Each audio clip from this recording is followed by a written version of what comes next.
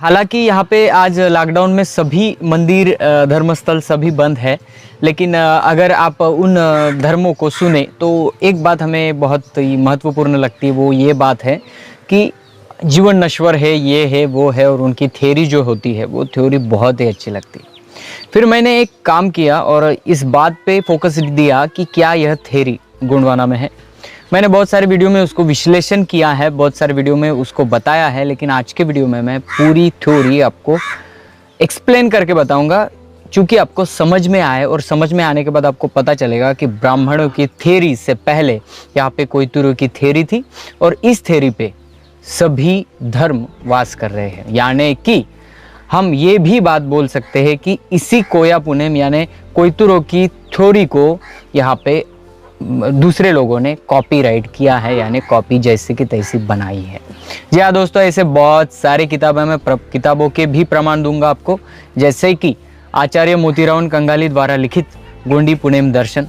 सूरज धुर्वे आपने नाम सुना होगा, वो बहुत बड़े साइंटिस्ट है जिन्होंने इस कोया शब्द और इस कोईमुरी द्वीप का जो संशोधन किया है वो भी कहते हैं। उनके भी किताबें हैं, मोतीराव कंगाली दादा के भी किताबें हैं। तो चलिए किताबों को ना देखते हो। बहुत सारे लोग कहते हैं कि तुम्हारे पास कोई होता नहीं है एविडेंस और तुम बकते जाते हो, तो एविडेंस तो दिखाऊंगा मैं सबको, कोई टेंशन वाली बात नहीं है। पहले ये थ्योरी जान लेते हैं कि ये थ्योरी है क्या। जैसे हो दोस्तों, मैं राहुल खन्ना के अलग रहती चैनल पे आप सबका स्वागत करता हूँ। दोस्तों हमेशा की तरह मैं कुछ ना कुछ इंटरेस्टिंग लेके आता हूँ और आप भी सुनते हो, इसके लिए धन्यवाद। चलिए दोस्तों आज की वीडियो को शुरू करते हैं। दोस्तों हम बात करते हैं पोखराल की। जी हाँ दोस्तों, मैंने कई वीडियो में पोखराल यह शब्द आपको बताया, तो बहुत सारे लोगों को लगता है कि ये पोखराल है क्या।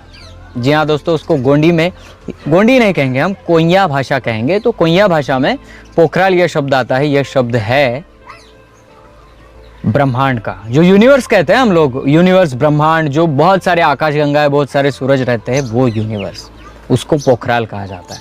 और अमी कोयतुर संस्कृति में पोखराल को बहुत बड़ा महत्व है। फिर हम ये जानते हैं कि यहाँ पे अगर पहला जीव उत्पन्न हुआ होगा तो उसको कहा गया है कोया।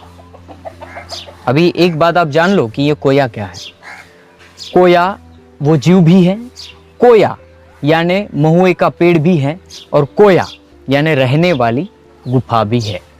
जी हाँ दोस्तों, बहुत सारे किताबें छानने के बाद हमें यह मिलता है कि गुफा को भी कोया कहा जाता है और उस रहने वाले इंसान को भी कोया कहा जाता है, और महुआ के पेड़ को भी कोया कहा जाता है। महुआ का पेड़ कैसे आया? फिर महुआ का पेड़ उस समय बहुत बड़ी तादाद में अवेलेबल था।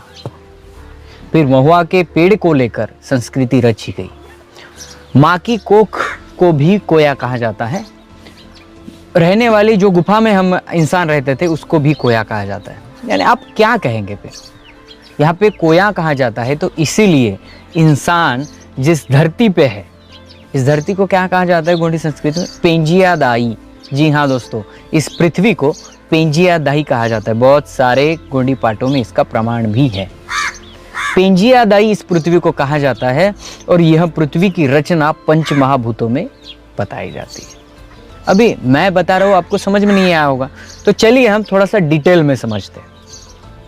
रहने वाली गुफा को भी कोया कहा गया है, महुआ के पेड़ को भी कोया कहा गया है, माँ की कोख को भी कोया कहा गया है, और जो इंसान है उसे भी कोया कहा गया है। और जो इंसान हम अभी ये सभी कोया लोग, उनकी भाषा कौन सी है? गोंडी नहीं है। भाषा गोंडी नहीं है, भाषा है कोइया। जी हाँ दोस्तों, उस पर एक अनुस्वार आता है, कोइया कहा जाता है इस भाषा को। कोया लोगों की भाषा कोइया। और ये कोया लोग जिस धरती पे रहते हैं उसे कहा जाता है कोयामुरी द्वीप। जी हाँ दोस्तों, इसे कहा जाता है कोयामुरी द्वीप। अब यहाँ तक आ गए हो कि जो भी माँ की कोख को भी कोया कहा जाता है, गुफा को भी कोया कहा जाता है, महुए के पेड़ को भी कोया कहा जाता है, और इनकी भाषा है कोइया, और ये जहाँ रहते हैं ये है कोईमुरी द्वीप। और दोस्तों फिर यहाँ से जो पीढ़ी दर पीढ़ी ये पीढ़ी चलते आई है, इसको कहा जाता है कोयतुर। जी हाँ दोस्तों, अगर हम हैं, हमारे पुरखाओं की पीढ़ी से हम चलते आए हैं, तो हम बन गए हैं कोयतुर। अभी कोयतुर का थोड़ा सा एक्सप्लेनेशन मैं आपको दे दूं। कोया प्लस नत्तुर। नत्तुर यानी गोंडी में यानी कोया भाषा में क्या होता है? नत्तुर का मतलब यही होता है कि खून। यानी कोया लोगों का खून, यानी हम कोयतुर। तो दोस्तों, कोयतुर जो शब्द प्रणाली है वो सिर्फ और सिर्फ गोंडवाना लैंड यानी गोंड प्रधान लोगों के इसमें पाई जाती है। तो बहुत सारे लोग ये कहते हैं कि सर हम आदिवासी हैं, तो ये कोयतुर कहाँ से लाया? जी हाँ दोस्तों, आदिवासी एक शब्द, यह विशेषण है। जी हाँ दोस्तों, जैसे कि मैं काला हूँ तो मुझे क्लास में लोग काला बोलते होंगे, लेकिन मैं नाम लिखवाते जाता हूँ तब काला नहीं लिखता, मैं मेरा नाम ही लिखता हूँ, राहुल। यानी मुझे जो विशेषण दिया है वो मेरे रंग के अनुसार, कोई लूला होता है, कोई लंगड़ा होता है, कोई बहरा होता है, वो उसका विशेषण है आदिवासी। इसलिए मैं इंडिजिनस पीपल कहता रहता हूँ, मैं कोयतुर कहता रहता हूँ। मैं सभी को यही बताना चाहता हूँ कि आदिवासी एक विशेषण है। किसी ने आप पे लगाया है, किसी लड़की को आप कुछ भी बोले, काली कलूटी कुछ भी बोले, लेकिन वो उसका विशेषण होगा, आपने दिया हुआ, उसका नाम नहीं होगा। नाम हम कोयतुर है इस दुनिया के सभी। फिर ब्राह्मण थ्योरी पे क्यों हम चले जाए? ब्राह्मण थ्योरी क्या कहती है और हम क्या कहते हैं? जी हाँ दोस्तों, यहाँ पे आइंस्टाइन और स्टीफन हॉकिंग जो अभी पिछले ही मर गए, वो साइंटिस्ट क्या कहते हैं? वो साइंटिस्ट ये कहते हैं कि जो शक्ति होती है वो शक्ति ना तो मरती है और ना ही उसका अंत होता है, ना जन्म लेती है ना मरती है। जो एनर्जी है वो वैसे ही यूनिवर्स में रहती है। तो इसका मतलब क्या है कि हम जब जन्मेंगे हमें मरना तय है, और मरने के बाद यह हमारी जो बॉडी की एनर्जी है वो वैसी की वैसी ही रहेगी। एनर्जी जन्म नहीं लेती और एनर्जी मरती भी नहीं है। यह सिद्धांत क्या आपको लगता है वेदों से आया? वेदों के 1000 साल पहले पहांदीपारी कुपारलिंगों ने यह सिस्टम बता दी है। फिर पहांदीपारी कुपारलिंगों ने यह सिस्टम क्यों बताई? क्योंकि आपको लगता है कि मुंदेशुल सर्री का जो रास्ता है, उसके ऊपर मैं एक अलग वीडियो बनाने वाला हूँ, लेकिन मुंदेशुल सर्री का जो रास्ता है, अब मैं कहते रहता हूँ कोया पुनेम, बहुत सारे लोगों को लगता है ये कोया पुनेम है क्या? पू यानी सत्य, नेम यानी रास्ता, सत्य का रास्ता। फिर सत्य का रास्ता क्या है? सत्य क्या है आप ये जान लो। सत्य क्या है मैं आपको बता दूं। मेरे पीछे बहुत सारे पेड़ हैं, मेरे साथ मेरी गाय है, मैं हूँ, मेरे माता पिता है, मेरा घर है। सत्य ये है कि ये एक ना एक दिन मरने वाला है, हम एक ना एक दिन हम नष्ट होने वाले हैं। मैं भी, आप भी, यहाँ पे रहने वाले सभी सजीव यहाँ पे नष्ट होने वाले, यह सत्य है। और सत्य को कभी टाला नहीं जा सकता। आप वेदों के द्वारा सुनिए, आप किसी सत्संग के द्वारा सुनिए, या आप किसी फिलोसोफर के द्वारा सुनिए, अर्थ एक ही निकलता है कि हम नश्वर है, यानी हम मर जाते हैं, मिट जाते हैं, लेकिन हमारी जो एनर्जी है वो वही वर्क करती है। ऐसा बहुत सारे शास्त्रज्ञों ने लिखा रखा है। फिर ये थ्योरी आई कहाँ से? और जब हम डीप में चले जाए इस कोयतुर लोगों के संस्कृति में, तो हमें पता चलता है कि यह थ्योरी जो है वो कोयतुर लोगों की थ्योरी है। ये कोयामुरी द्वीप, सिंगार द्वीप, ये नाम बदलते बदलते पड़ गया गोंडवाना लैंड, और गोंडवाना लैंड में रहने वाले सभी गोंड लोग और फिर कोइया भाषा को गोंडी भाषा कहने लगे। आप समझ रहे मैं कहाँ से कहाँ तक आपको ला रहा हूँ? कोइया भाषा को गोंडी भाषा कह रहे हैं, लेकिन गोंडी भाषा सिर्फ कोइया भाषा नहीं है। तो गोंडी भाषा एक इस भाषा का प्रकार है। कोइया भाषा के बहुत ही अलग प्रकार है, जिसका लेखन अभी जो आपने मोहनजोदारो फिल्म देखी होगी, बहुत अच्छा लगा होगा आपको, सिंग वाले ये वो। अगर आप उस मुद्रा को पढ़ने वाले को ढूंढे तो वो है आचार्य मोतीराव कंगाली। उन्होंने पढ़ा है उस मुद्राओं को, मोहनजोदारो, और वो कहते हैं कि वहाँ पे कोया लोग रहते थे। मोहनजोदारो में कुछ अच्छी तरह से दिखाने की कोशिश की गई, लेकिन पूर्ण रूप से नहीं की गई है। तो चलो ठीक है, वो फिल्म है, फिल्म के बारे में हम बात नहीं करते, लेकिन ये बात ज़रूर है कि हड़प्पा और मोहनजोदारो की जो भी मुद्राएं पाई गई है, उस मुद्रा पे जो लिपि में लिखा था वो डॉक्टर मोतीराव कंगाली ने उसको पढ़ा है, उसका विश्लेषण किया है। फिर भी उनको सामने नहीं लाया गया, ये बात अलग है। और हमारे लोग आज भी वो प्रयास जारी रख रहे हैं। वो जो वैज्ञानिक है हमारे इसमें, वो आज भी अपना प्रयास जारी रख रहे हैं।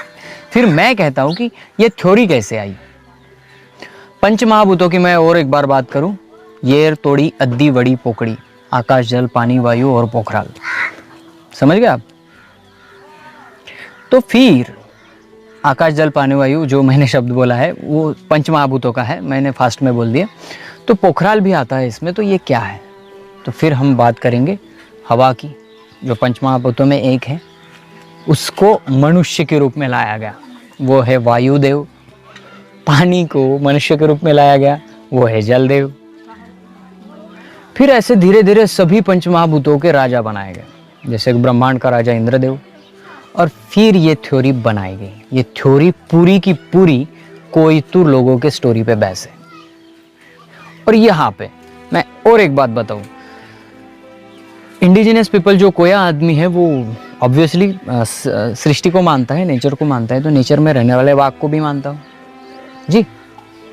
बाघ पे कोई और देव बैठ गया, वो नाग को मानता है, नाग पे भी कोई और बैठ गया।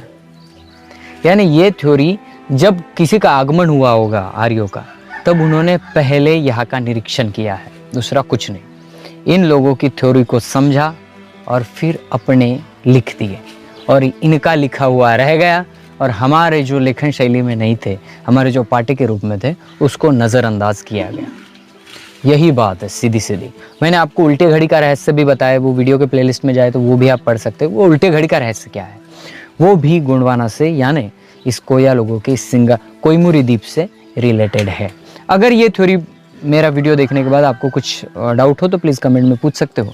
और मुनसुल छर्री और बहुत सारे ऐसे साइंटिफिक रीज़न है जो मैं आपको वीडियो में मैं लाता रहूँगा और बताता रहूँगा कि रियल में असल में क्या है इन इंडिजिनस पीपल आदिवासी लोगों की थियरी, और आज जो प्रोपेगेंडा चल रहा है वो क्या है।